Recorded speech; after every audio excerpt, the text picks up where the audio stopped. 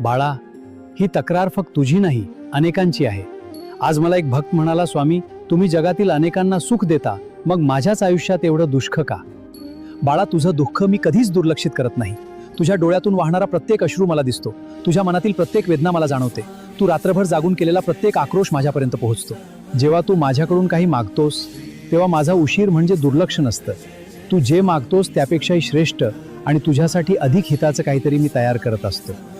तुला वाटतं मी तुझी प्रार्थना ऐकत नाही, पण खरं तर मी तुझ्या प्रत्येक प्रार्थनेचं उत्तर योग्य वेळेसाठी जपून ठेवलेलं असतं. आज मी तुला एखादी गोष्ट दिली नाही तर त्यामागे नकार नसतो, तर तुझं आयुष्य अधिक सुंदर करण्याचा माझा संकल्प असतो. लक्षात ठेव बाळा, मी तुझ्याकडून काही हिरावून घेत नाही, तर त्याच्या बदल्यात तुझ्या नशिबात अधिक सुंदर आनंद लिहित असतो. म्हणून विश्वास ठेव, माझ्यावर रुसू नकोस. माझा हात कधीच तुझ्या डोक्यावरून हटणार नाही. मी तुझ्यावर रागावलेलो नाही. माझं तुझ्यावर खूप प्रेम आहे. भिवू नकोस, मी तुझ्या पाठीशी आहे.